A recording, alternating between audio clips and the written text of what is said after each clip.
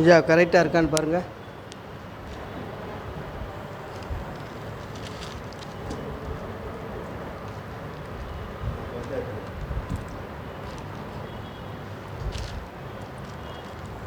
தேவனுடைய பரிசுத்த நாமத்திற்கு எல்லா கணமும் மகிமையும் துதியும் சோத்திரம் புகழும் உண்டாவதாக.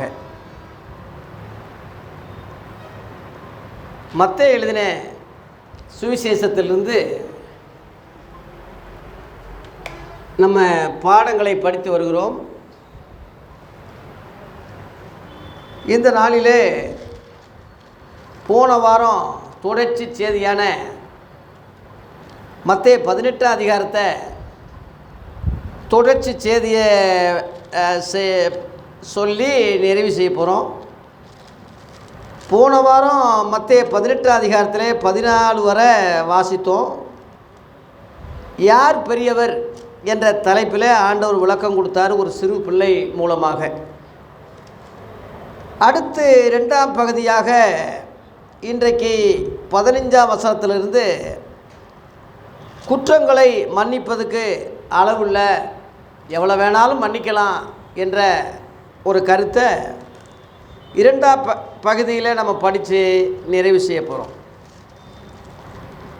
மத்தேயு 18 அதிகாரம் 15ஆம் வசனத்திலிருந்து இயேசு சொல்லும் போதே, ஒரு சகோதரன் உனக்கு விரோதமாய் குற்றம் செய்தால் அவனிடத்தில் போய் நீயும் அவனும் தனித்து இருக்கும்போது அவன் குற்றத்தை அவனுக்கு உணர்த்து, அவன் செவி கொடுத்தா நீ அவனை ஆதாயம் பண்ணிட்டேன்னு அர்த்தம். செவி கொடாமல் போனால் 2-3 சாட்சிகளுடைய வாக்கினாலே சங்கதிகள்லாம் நிலைவரப்படும். அதான் இப்போ கோர்ட்டில் கூட பார்த்தீங்கன்னா ஆர்டர் ஆர்டர் ஆர்டர் என்று 3 தடவை சொல்லுவாங்க. பொதுவாக சாட்சிகள் எடுத்துக்கிட்டால் ஜாமீன் எடுக்கிறதுக்கே ஒரு 2 சாட்சிகள் இருந்தாலே போதுமானது. சாட்சிகள்னாலே ஒரு 2 சாட்சிகள். பழைய ஏற்பாட்டிலேயே யோவான் 8 அதிகாரம் 17ஆம் வசனத்தில் 2 பேருடைய சாட்சி உண்மை என்று உங்கள் வேதத்தில் நியாயப்பிரமாணத்தில் எழுதியிருக்கு இல்லையா? நான் சாட்சி கொடுக்குறேன், என் பிதாவும் என்னை குறித்து சாட்சி கொடுக்காரு என்று அந்த 2 பேருடைய சாட்சியை பிதாவையும் இவரையும் 2 நபராக சொல்லி அங்கே ப்ரூவ் பண்ணுற விதத்தை அங்கே பார்க்குறோம். சில ஆளுங்க பிதா தான் இயேசுவாக வந்துட்டார், அதனால் இருவர் கிடையாது ஒருவர் தான், 2 பேரும் ஒரே நபர் தான் என்று அவங்க புரிதலில் அவங்க அப்படி சொல்லுவாங்க. யோசிப்பதோ தியானிப்பதோ ஆராய்ச்சி பண்ணுவதற்கோ இங்கே இடமே இல்லை. அவர் என்ன சொல்கிறாரோ அதை அப்படியே சொல்லிவிட்டு நம்பிட்டு போகிறது தான் நம்ம காரியமே தவிர, ஆராய்ச்சி பண்ணி இதில் வந்து கண்டுபிடிச்சி இதில் உள்ள நுழைஞ்சி அவர் 2 பேருன்னு சொன்னால் இல்லை 2 பேர் கிடையாது ஒருவர் தான் சொல்லி இவன் புத்திக்கு சொல்கிறது தப்பானது என்று அன்னைக்கே ஆண்டவர் கண்டிச்சிருக்கார். மத்தேயு 15:9 மனுஷருடைய கற்பனைகளை உபதேசங்களாக போதித்து வீணாய் எனக்கு ஆராதனை செய்கிறார் என்று ஏசாயா தீர்க்கதரிசி நன்றாய் சொல்லிட்டான் அப்படின்னு சொன்னார். அதுலேயே 6ஆம் வசனத்தில் உங்கள் பாரம்பரியத்தினால தேவனுடைய கற்பனையை அவமாக்குறீங்கன்னு சொல்கிறார். அப்போ தேவனுடைய கற்பனைன்னு ஒன்று இருக்குது, மனுஷ கற்பனைன்னு ஒன்று இருக்குது. தேவனுடைய வார்த்தைகள்னு ஒன்று இருக்குது, மனுஷனுடைய பாரம்பரியங்கள்னு ஒன்று இருக்குது. இந்த 2ஐயும் மிஸ் பண்ணி அடிக்கிறதுனால, கலப்படம் ஆனதுனால எது கர்த்தருடைய வார்த்தை, எது மனுஷ கார்த்திகை, எது பாரம்பரியம், எது வார்த்தை என்று நம்ம கண்டுபிடிக்க முடியாமல் திணறிக்கிட்டு இருக்கோம். இதுதான் நம்ம செய்கிற ஒரு பெரிய தவறு. சின்ன சின்ன விஷயத்துக்கு எவ்வளோ செக் பண்ணுறோம். இந்தாங்க ஒரு 10,000 ரூபான்னா எண்ணி பார்க்குறோம்ல, இந்தாங்கய்யா அரிசி போட்டு அந்த அரிசி வாங்கும்போது மென்று வாங்குகிறோம்ல, ஒரு துணி வாங்கும்போது பிதிக்கி வாங்குகிறோம்ல, அழிஞ்சு போகிற ஒன்றுக்கு உதகாத காரியத்தை அவ்வளோ டெஸ்ட்டு, அவ்வளோ ஆராய்ச்சி. தேவனுடைய வார்த்தையை அசால்ட்டாக அப்படி ஏற்றுக்கிற முடியும்? எப்படி நம்பலாம்? அது நியாயமா? அதனால் எவ்வளோ பெரிய விளைவு, எத்தனை ஸ்தாபனங்கள், இப்போ எத்தனை பிரிவினைகள், எத்தனை சண்டைகள் போயிடுச்சுல. இப்போ இன்னும் தடுக்க முடியாது. இதிலிருந்து விலகி தான் நம்ம ஓடணுமே தவிர இதை சரி பண்ணிக்கிட்டு இருந்தோம்னா அவ்வளோதான், நம்ம சரியாக ஊர் போய் சேர முடியாது. 2 பேருடைய சாட்சினா 2 பேர் தான் சொல்லிட்டாரு. சொல்லது அப்படியே நம்பி போகிறது தான். அவர் என்ன சொல்கிறாரோ அதன்படி செய்யுங்கன்னு சொல்லி காணா ஒரு கல்யாணத்தில் மரியாள் அம்மா வேலைக்காரங்களுக்கு சொன்ன மாதிரி தான். வேலைக்காரன்னா அதுக்கு இன்னொரு அர்த்தம் ஊழியக்காரன்னு சொல்லலாம். ஆகவே ஒரு ஊழியக்காரன் இயேசு என்ன சொல்கிறாரோ அதுதான். இவன் ஆராய்ச்சி அதுக்கு எதுக்கு? அவரை விடவா? அவர் என்ன நோக்கத்தில் சொல்லியிருப்பான்னு உனக்கு என்னடா தெரியும்? அவர் சொன்னதை அப்படியே நம்பிட்டு போ. அதான் அதுக்கு தான் பேதைகளை தெரிந்து கொண்டாருன்னு இருக்கு. ஞானிகளை தெரிந்து கொள்ளலை, கல்விமான்களை தெரிந்து கொள்ளலை, வேதபாரகர் பரிசெய்கிற தெரிந்து கொள்ளலை. அவங்க ஊழியத்துக்கு வந்தாலும் வேணான்னு சொல்லிட்டாரு. பேதைகள் ஏன் தெரிந்து கொண்டாருன்னா இவர் சொல்கிறது கேட்பாங்க, அப்படியே நம்புவாங்க.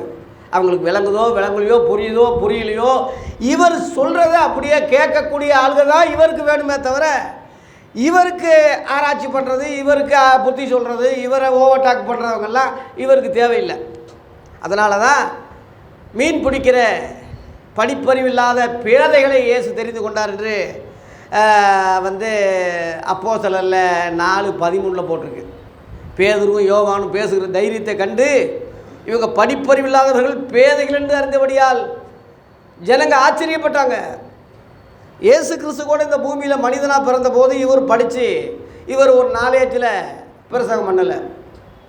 இவர் சொல்ல வேண்டிய வார்த்தைகள் முழுவதும் இவருடைய வார்த்தை இல்லை, என் சொந்த கற்பனை இல்லை, என் சுயமாக எதையும் சொல்லலைன்னே சொல்லிட்டாரே. யோவான் 12:49-50 போட்டிருக்கு. நான் சுயமாய் பேசாமல் நான் பேச வேண்டியது என்னதென்றும் நான் சொல்ல வேண்டியது என்னதென்றும் என்னை அனுப்பின பிதாவே என்னை கட்டளிட்டார். இவரே சுயமாக சொல்லாத போது இன்னைக்கு உள்ளவை சுயமாக எப்படி கற்பனை பண்ணலாம், எப்படி பேசலாம், எப்படி விளக்கங்கள் கொடுக்கலாம்?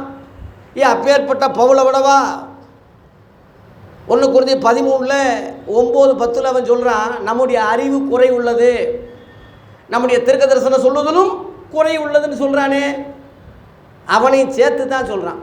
அதனால் மனிதன் எவ்வளோதான் கற்றாலும் அறிஞ்சாலும் குறை உள்ளவன் தான் அவன். அதான் கற்றது கையளவு கல்லாதது உலக அளவுன்னு அவையார் சொன்னது முக்காலும் உண்மை. ஆகவே இவன் குறைந்த அறிவை வச்சு நிறைவை பேச முடியாது. அந்த நிறைவுக்கே அதிபதியான அந்த தேவகுமாரனே தேவனிடத்திலிருந்து வார்த்தை சொல்கிறேன்னா அதை அப்படியே நம்பிட்டு போகணுமே தவிர இவன் ஆராய்ச்சி பண்ணி பெரிய புலவர் மாதிரி பேசிக்கிட்டு இருக்கிறதெல்லாம் இவ்வளவு சண்டை, இவ்வளவு போராட்டம், இவ்வளவு ஸ்தாபனங்கள், இவ்வளவு கலகங்கள் தெரிஞ்சுக்குங்க. அதனால் தமிழ் மொழிபெயர்ப்பு ரொம்ப சிறப்பானது. அதை அப்படியே நீங்கள் ஏற்றுக்குங்க. அதில் ஏதாவது உதாரணங்கள் வேணால் நம்ம பாணியில் உதாரணங்கள் கொடுத்தாலும் அந்த வார்த்தைக்கு கஷ்டம் இல்லாமல், அந்த வார்த்தையை சிதைக்காமல், அதை போட்டு உழைக்காமல் அதுக்கு ஆதரவாக தான் நீ நினச்சிக்கிறணுமே தவிர அது உழைக்கிற மாதிரி கெடுக்கிற மாதிரி அதை கெடுக்கிற மாதிரி உன் ஆராய்ச்சி, உன் கற்பனை, உன்னுடைய பாரம்பரியம் இருக்கக்கூடாது. கவனமாக இருக்கணும். ஆகவே 2 பேருடைய சாட்சி, பிதா குமாரன். 3வது நபர் பரிசுத்த ஆவியானவர் வருவார்னு சொல்லிட்டாரு. 3வது நபர் அதை திருத்துவம் என்ற பேரில் நம்ம பேசக்கூடாது. திருத்துவம் என்ற வார்த்தை தவறு. அந்த கருத்தும் அவங்க சொல்கிற கருத்தும் தவறு. அது ஒன்லி ஜீசஸனுடைய சபையினுடைய போதனையாகும். அப்படி ஒரு ஸ்தாபனம் இருக்குது, ஒன்லி ஜீசஸ். முந்தி பிதாவாக இருந்தார், அப்புறம் அவரே குமாரனாக வந்தார், இப்போ அவரே ஆவியானவராக மாறிட்டார். நம்ம கேட்குறதுக்கு நல்லா இருக்குது. மனுஷன் சொல்கிறான், மனுஷன் கேட்குறதுக்கு நல்லா இருக்குது, 2 புத்திக்கு கரெக்டாக ஒட்டுது. உண்மை தான், அது கரெக்டாக நம்ம அறிவுக்கு அது கரெக்டாக இருக்குது. ஆனால் இயேசு அப்படி சொல்லலையே. அப்போஸ்தல நிருபங்கள் அப்படி இல்லையே, 3 இருக்குது. அதனால் நம்முடைய அறிவு குறைவுள்ள அறிவை தூக்கி வச்சுட்டு அதை நமக்கு முரண்பட்டதாக இருந்தாலும் தெரிஞ்சாவிட்டாலும் அதை அப்படியே நம்பி ஏற்றுக்கிட்டு போகிறது தான் காரியமே தவிர சில விஷயங்கள் விசுவாசத்தில் அப்படியே ஏற்றுக்கிட்டு போக வேண்டிய அவசியமாக தான் இருக்கும். எல்லாமே விளங்கிறாது நமக்கு. என்ன எழுதியிருக்கோ அவர் இயேசு சொல்கிறாரு, அப்போஸ்தலர் சொல்கிறாங்க. அண்ணா அவங்கள விடவா நாங்கள் கட்டுக்கதைகளை, தந்திரமான கட்டுக்கதைகளை நாங்கள் பிரசங்கிக்கலை என்று பேதுரு சொல்கிறான். 2 பேதுரு 1:16 கட்டுக்கதைகளை நாங்கள் சொல்லலை, தந்திரமான வார்த்தைகளை நாங்கள் சொல்லலை. அவருடைய மகத்துவங்களை நேரடியாக பார்த்தோம், காதால் கேட்டோம், தொட்டதுமா இருக்கிற ஜீவ வார்த்தைகளை சொல்கிறோம்னு சொன்னாங்க. இன்னைக்கு இதை விட வேறு எவன் அந்த மாதிரி சொல்ல முடியும்? இன்றைக்கி உள்ள ஆளுகள்லாம் அப்படி சொல்ல முடியுமா? இன்னைக்குள்ளவே அப்படி 2000 வருஷத்துக்கு முந்தி இயேசுவை பார்த்தே வச்சேன், நீ இன்னைக்குள்ள நாதாரியை சொல்ல முடியுமா? இவன் பெரிய இவன் மாதிரி இப்போ ரூமில் இயேசு வந்தாராம், இப்போ பேசினாராம், இப்போ என்னன்னு கேட்டாராம், பதில் சொன்னாராம். அந்த அளவுலையா சீப்பாக இருக்கார் அவர்? நீ அந்த அளவுலையா நீ பரிசுத்தவானாக இருக்கிற? அந்த அளவில் அவரோட நெருக்கமாக இருக்கிற உன் மூஞ்சியும் முகரையும் உன் ட்ரெஸ்ஸும் உன்னுடைய போதனைகளும் அப்படி இருக்கா? பவுல் தரிசித்தான்னு சொல்கிறோம், அவன் நிலைமை என்னாச்சு? தலைகீழாக மாறிச்சே. பேதுரு இயேசுவோடு இருந்தான்னா அவன் ஊழியம் என்ன, அவன் நிலைமை என்ன? நீ அப்படி இருக்கிறியா? நீ பேதுருவுடைய பின்னடியார் தான் போப்புன்னு சொல்கிறான் இன்றைக்கி ஆர்சிக்காரன். அப்போ பேதுருவோடைய பிரசங்கம் என்ன? அப்போஸ்தலர் 2ஆம் அதிகாரத்தில் இருக்குது பாரு, 14ஆம் வசனத்திலிருந்து 47ஆம் வசனம் வரை. அவன் மனம் திரும்ப சொன்னான், ஞானஸ்நானம் எடுக்க சொன்னான், பரிசுத்தாருடைய வரத்தை பெற சொன்னான், மாறுபாடுகளை சந்ததி விட்டு விலக சொன்னான், அப்போஸ்தல உபதேசத்தில் இருந்தான், அந்நிய ஒன்றியத்தில் இருங்கன்னு சொன்னான், அப்பம் பிக்குதில் இருன்னு சொன்னான், ஜெபத்தில் உறுதியாக இருக்குன்னு சொன்னான். இப்படி இருக்கீங்களா? பேதுருவுடைய பின்னடியார்னா சொன்னால் போதுமா? அவன் போதனை ஓ வேதத்திலேயே இருக்குல்ல, நீ அப்படி நடக்கிறியா இருக்கிறியா? விக்கிர ஆராதனை பற்றி ஏதாவது சொல்லியிருக்கான்? அவன் விக்கிரங்களுக்கு விலகணும்னு சொன்னான். அப்போஸ்தலர் 15ஆம் அதிகாரத்தில் 28, 29 விக்கிரங்களுக்கு விலகணும், வேசித்தனங்களுக்கு விலகணும் அவன் தான் சொன்னான். நீ அப்படி விக்கிரங்களுக்கு விலகி இருக்கிறியா? தேர் திருவிழாவுக்கு விலகி இருக்கிறியா? பாரம்பரியங்களுக்கு விலகி இருக்கிறியா? முழு விக்கிர ஆராதனை செஞ்சுக்கிட்டு பேதுருவுடைய பின்னடியார்னு சொன்னால் அது எப்படி நியாயமாகும்? உன்னை எப்படி ஏற்றுக்கிறது? இந்த மாதிரி தான் இன்றைக்குள்ள ஆளுக. இயேசுவை தரிசித்தேன், இந்த இப்போ இயேசுவை பார்த்தேன், அவர் எனக்கு பேசினார், இப்போ தான் போனார்னா உண்மையிலேயே அவன் 100க்கு 100 கள்ள ஊழியக்காரன், கள்ள சகோதரன், கபடமுள்ள வேலையாட்கள், கிறிஸ்துவுடைய அப்போஸ்தல வேஷம் தரித்தவன் அவன். அவனை எப்படி வஞ்சாலும் தகும். தயவு செய்து அவனை நம்பிடாதீங்க. இயேசு சொன்னது கையில் இருக்குது, நம்ம கையில். எவனும் நமக்கு சொல்ல வேண்டிய அவசியம் இல்லை. இது அப்படியே ஒருத்தன் சொன்னான்னா சரி, நம்ம சார்பில் ஒரு சகோதரர் சொல்கிறார், நம்ம நண்பர் சொல்கிறார், நம்ம உங்களில் ஒருவர் சொல்கிறார், ஏற்றுக்கலாம். இந்த வார்த்தை தான் முக்கியம். நான் சொன்ன வசனமே கடைசி நாளைக்கு நியாயத்திற்குன்னு சொல்கிறாரு யோவான் 12:48. என்னை தள்ளி என் வார்த்தைகளை ஏற்றுக்கொள்ளாதவனை நியாயந்திருக்கிறது ஒன்று இருக்கிறது. நான் சொன்ன வசனமே அவனை கடைசி நாளில் நியாயந்திருக்கும். சொல்ல போகிற வசனம் இல்லை. இப்போ சொல்கிறாரு, நாளைக்கு என்ன சொல்கிறாரு? ஜெபம் பண்ணி சொல்கிறேன், அவர் என்ன சொல்கிறாரோ கேட்டு சொல்கிறேன். இதெல்லாம் முட்டாள்தனமான அயோக்கிய நாயகி தான். தயவுசெய்து அவங்கள நம்பிடாதீங்க, பின்னாடி போயிடாதீங்க. சொல்லிட்டார், முன்னாடியே சொல்லிட்டார். அதில் கூட்டக்கூடாது, குறைக்கக்கூடாது, ஒரு எழுத்தாயிலும் உறுப்பாயிலும் மாற்றக்கூடாது. அதை அப்படியே சொல்லணும். விளக்கமெல்லாம் உனக்கு தேவையில்லை, விளங்குற மாதிரி தான் இருக்குது. அப்படியே சொல்லு. சில உதாரணங்கள் அதுக்கு அனுகூலமாக அதை புரிகிற மாதிரி இன்றைக்கு உள்ள ஜெனரேஷனுக்கு தக்கபடி நீ ஒரு சில காரியம் சொல்லலாமே தவிர முற்றிலும் ஆப்போசிட்டாக சொல்லக்கூடிய ஊழியக்காரர்களை கவனமாக இருங்க. 90% கள்ள ஊழியக்காரர் இருக்கான். 10% தான் உண்மையுள்ள ஊழியர்கள் இருக்காங்க. எல்லாரையும் நான் சொல்லலை. அவங்க அறுதலாக இருக்காங்க. இப்போ நம்ம வீடியோக்கள் பார்க்குறீங்க யூடியூப்பில், யார் இந்த மாதிரி பேசுகிறாங்க அறுதலாக இருக்காங்க. தேடி கண்டுபிடிக்க வேண்டியதாக இருக்குது. 90% வேதத்துக்கு விரோதமாக தான் பேசுகிறாங்க. அதனால் வெளுத்ததெல்லாம் பால், சொன்னதெல்லாம் நம்ம நம்பிட்டு நம்ம போகக்கூடிய தற்கூறிகளாக நம்ம சின்ன குழந்தைகளைப் போல இருக்கக்கூடாது. நம்ம நன்மை தீமை அறியத்தக்க விவரமான பிள்ளைகளாகி போகணும். இதில் உள்ளதை அப்படியே நம்பணும். அப்படியே இல்லை ஒருத்தன் இப்படியே இதையே அப்படியே விளக்குனா அதை நம்ம ஃபாலோ பண்ணலாம், புரியலாம், தப்பு இல்லை. ஆகவே 2 பேர் 3 பேர் சாட்சினாலே எல்லாம் உறுதிப்படும். அதான் மும்மூர்த்திகள்னு சொல்கிறான். இந்துக்களில் மும்மூர்த்திகள் அப்படின்னு சொல்கிறான், நம்ம மூவருன்னு சொல்கிறோம். ஆகவே இதில் முற்றிலும் பொருந்தாத ஒன்றை திருத்துவம் என்று ஒரு வார்த்தையை புகுத்துறது நம்ம இடம் கொடுக்கக்கூடாது, அது நம்பவும் கூடாது. அந்த வார்த்தையும் வேதத்தில் இல்லை, அந்த கருத்தும் வேதத்தில் இல்லை என்பதை தயவு செய்து புரிஞ்சு மூவரை பற்றிய விஷயம் அப்படின்னு மாற்றி சொல்லுங்கள். அப்படி சொல்லக்கூடியவங்களுக்கு மாற்றி சொல்லுங்கள், அவங்களாவது புரியட்டும். அப்படியா? அவங்களுக்கே தெரியல, நம்ம சொல்லாட்டினா எப்படி தெரியும்? எனக்கே தெரியல. நான் அப்படி தான் இருந்தேன், சிஎஸ் போதகராக இருக்கும்போது அப்படி தான் இருந்தேன். இப்போ விவரம் தெரியும் போது கண்கள் திறக்கும் போது மாற்றிக்கிறேன். நடக்கிற மனிதர்களை மரங்களை போல கண்டேன், இப்போ தெளிவாக காண்கிறேன். அவ்வளோதான்.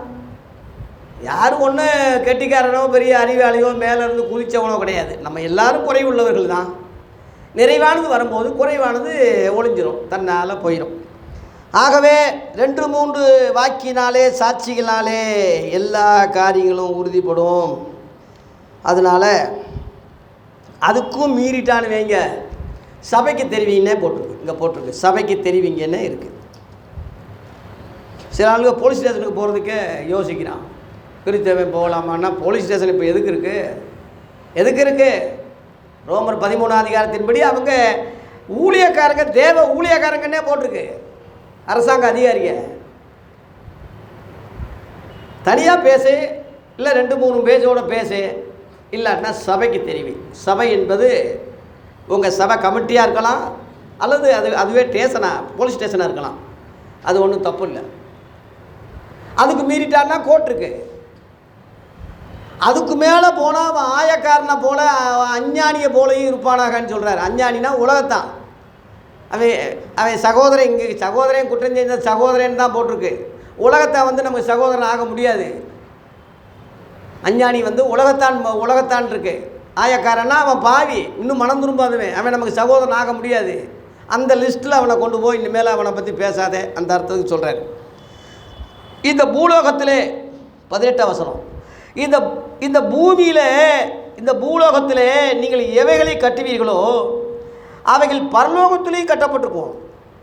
இந்த பூமியில் நீங்கள் எவைகளை கட்டமைப்பீர்களோ அவைகள் பரலோகத்திலையும் கட்டவிழ்க்கப்பட்டிருக்கும் என்று மெய்யாகவே உங்களுக்கு சொல்லுகிறேன்னு சொல்கிறார்.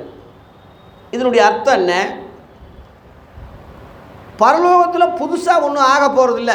நல்லா புரிஞ்சுக்கோங்க, ஒரு ரகசியத்தை சொல்கிறேன். பரலோகத்தில் போன டக்கு மேஜிக் மாதிரி அங்கே ஒவ்வொன்றா நடக்கும்னு நினைக்காதீங்க. இங்கே என்ன மறுரூபப்படுறீங்களோ இதே மாதிரி அங்கே இருப்பீங்க.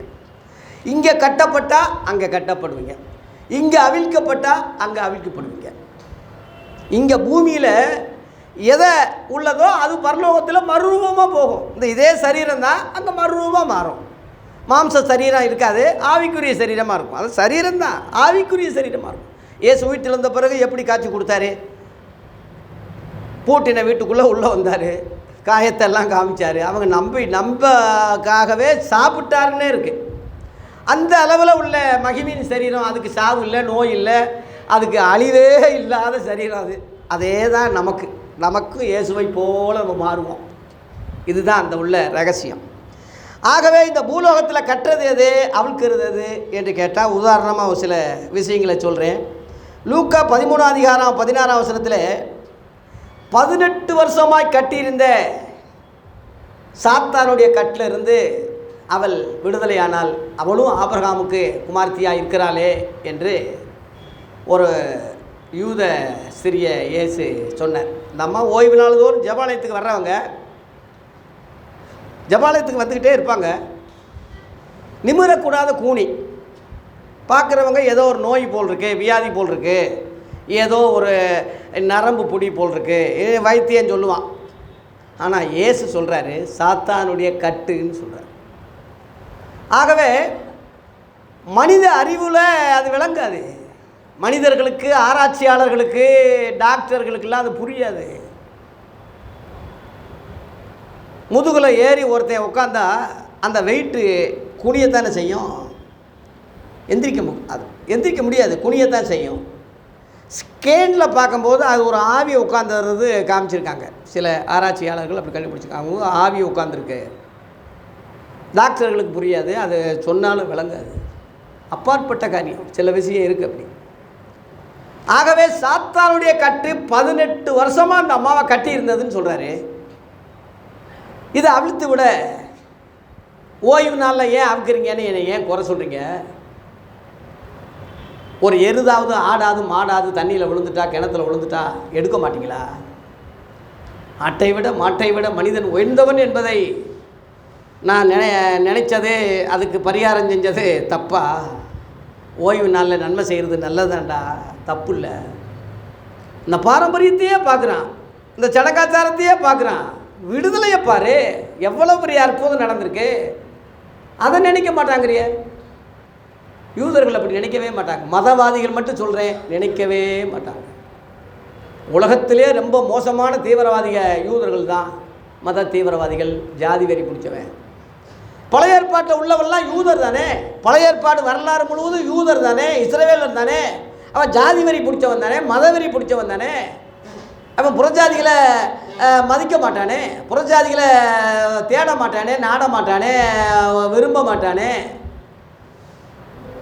அவனை போய் நம்ம புறஜாதியிலிருந்து கிறிஸ்தவங்களை ஆனவங்களுக்கு மதவெறி பிடிச்சவனை நீ ஆதாரம் காட்டுற, ஜாதி வரி பிடிச்சவனை நீ பின்பற்ற சொல்கிற.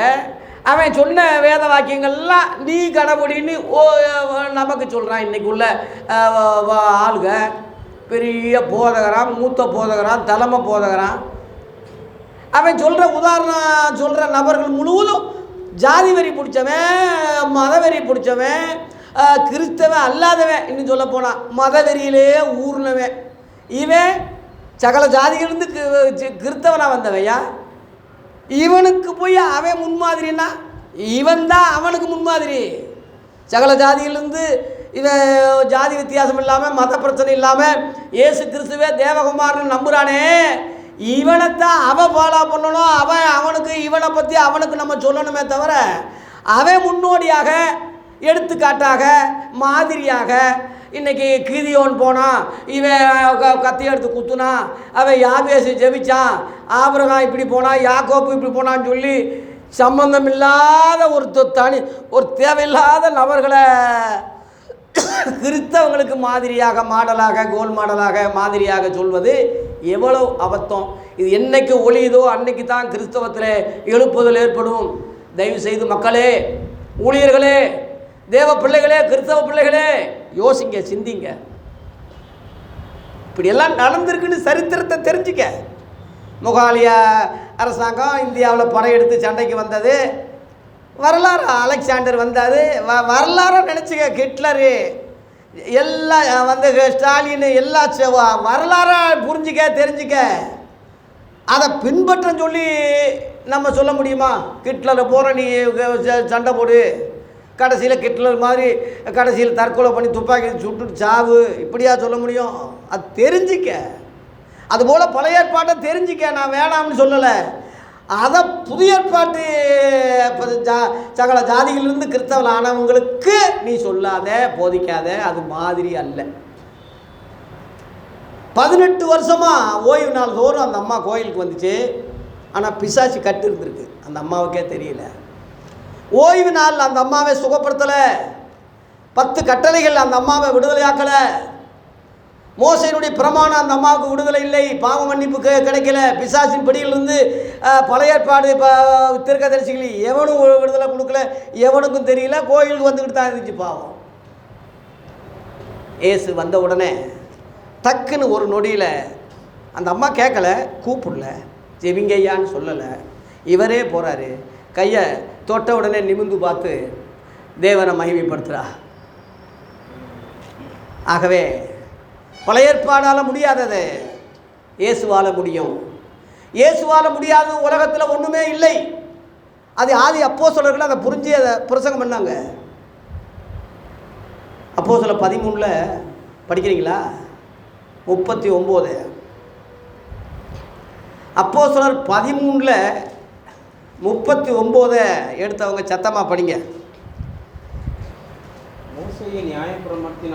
மோசேயின் நியாயப்பிரமாணத்தினாலே நீங்கள் எவைகளின்றி விடுதலையாகி நீதிமான்களாக்கப்படக்கூடாது இருந்ததோ, இயேசுவை தேவகுமார்னு விசுவாசிக்கிற எவனும் அந்த பழைய ஏற்பாட்டிலிருந்து இயேசுவாலே விடுதலையாகி நீதிமானாக்கப்படுகிறான் என்று உங்களுக்கு தெரிந்திருக்க கடவுதுன்னு அப்போஸ்தலர்கள் யூதர்களுக்கு பிரசங்கம் பண்ணாங்க, ஊழியம் செஞ்சாங்க.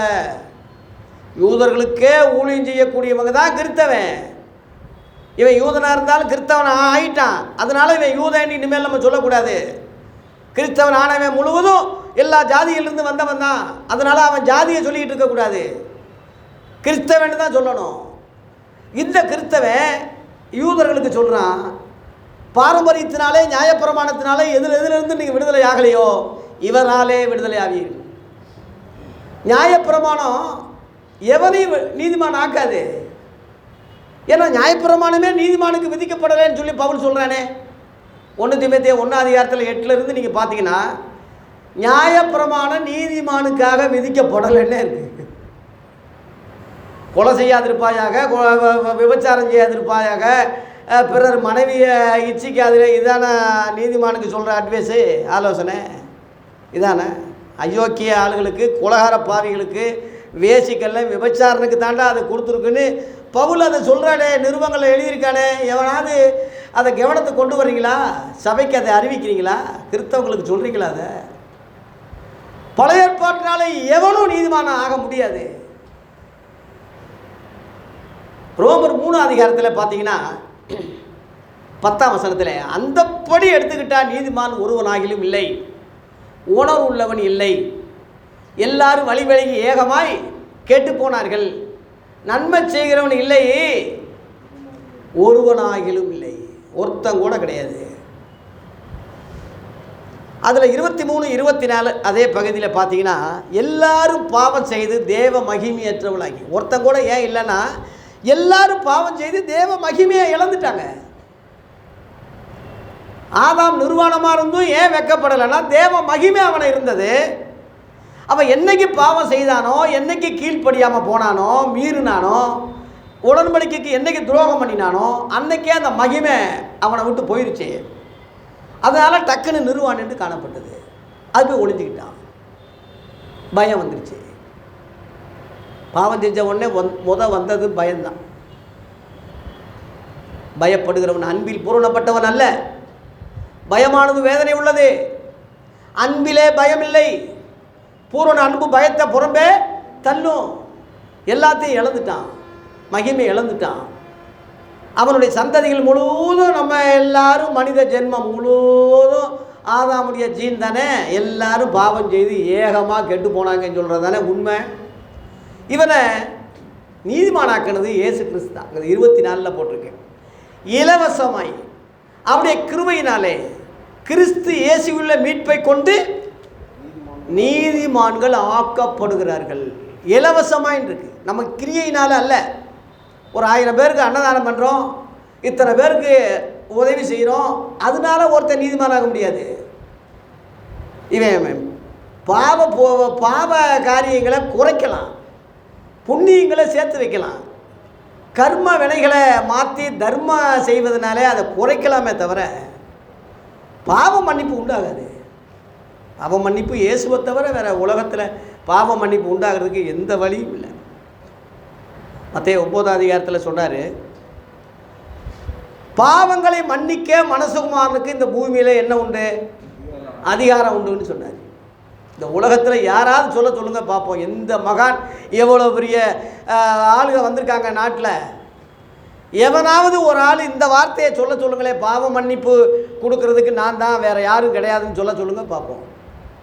ஏன்னா எல்லாரும் மனுஷ தென்மை, பாவத்தில் உற்பத்தியானவங்க. 51ஆம் சங்கீதத்தில், என் தாய் என்னை பாவத்தில் கர்ப்பம் தரித்தாள், நான் துர்க்குணத்தில் உருவானேன்னு சொல்கிறான் தாவீது. அப்போ தான் அவனுக்கு புரியுது.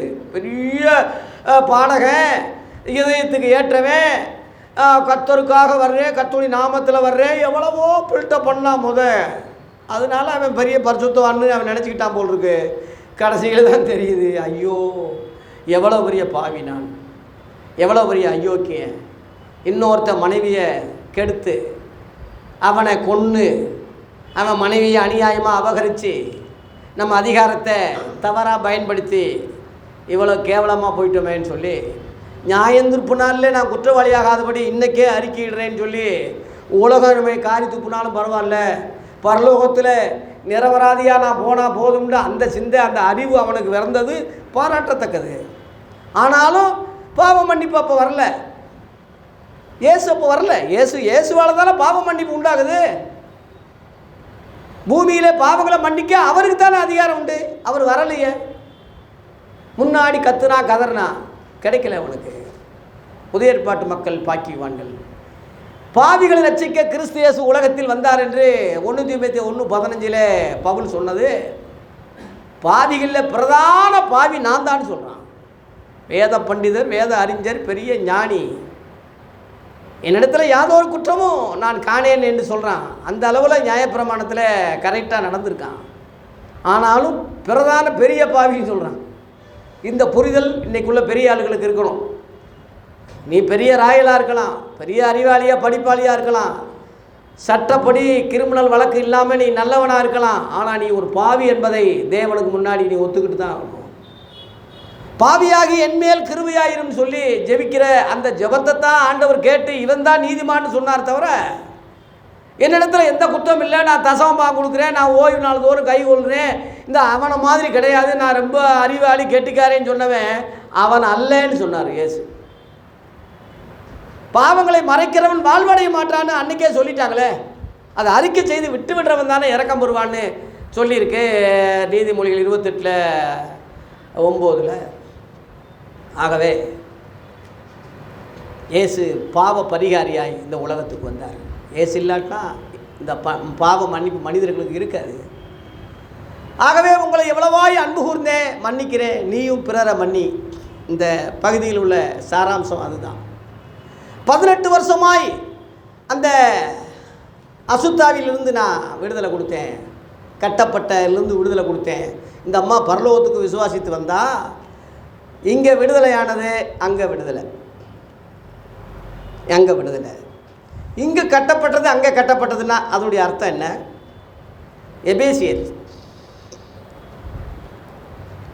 எபேசியர் எடுங்க, 4ஆம் அதிகாரம் 3ஆம் வசனம் படிங்க. என்ன கட்டு? சமாதான கட்டுன்னு இருக்கு. அதாவது தேவ சமாதானம். சமாதானத்தில் 2 விதமான சமாதானம் உண்டு. உலக சமாதானம் உண்டு, தேவ சமாதானம் உண்டு. உலக சமாதானத்திலிருந்து ஆண்டவர் பிரித்து இவருடைய சமாதானத்தையே தர்றார். உலகம் கொடுக்குற பிரகாரம் நான் கொடுக்கறதில்லை, உங்கள் இருதயம் கலங்காமலும் பயப்படாமலும் இருப்பதாகன்னு சொல்லி இவருடைய சமாதானத்தை கொடுக்குறாரு. அந்த சமாதானத்தை வச்சு அவனை கட்டுறாரு, தேவனோட கட்டுறாரு. அதுக்கு பேர் தான் கட்டப்பட்டது, சமாதான கட்டு. இங்கே கட்டுறது அங்கே கட்டப்பட்டது. பரலோகத்தில் அங்கே போய் அவுக்காது. இங்கே கட்டினது தான் அங்கே சமாதானத்தோடையே அவன் இருப்பான். இங்கே பிசாசிலிருந்து விடுதலையானா அவள்தா அங்கே அவிழ்க்கப்பட்டவனாக தான் இருப்பான். இந்த பூமியில் நீங்கள் ஒருமனப்படும் போது பரலோகத்தில் அந்த ஒருமனம் நடக்கும். இங்கே நீங்கள் கேட்டுக்கொள்வது அங்கே நடக்கும்னு சொல்கிறார். அந்த அர்த்தம் தான். இன்னொரு கட்டு இருக்குது, சத்தியத்தினாலே கட்டப்படுறது. அதுலேயே 6ஆம் அதிகாரம் எபேசியர் 6 14 படிங்க. 14:6 சத்தியம் என்னும் கச்சையை அறையிலே கட்டல. ஆவிக்குரிய வகையில் சத்தியத்தை நல்லா கேட்கும் போது அதை அறையாக கட்டிக்க. எதுக்காகன்னா சாத்தானை எதுக்குறதுக்கு. பொல்லாத ஆவிகள் சேனைகளோட போராட்டம் உண்டு. மாம்சத்தோடு இரத்தத்தோடு நமக்கு சண்டை கிடையாது.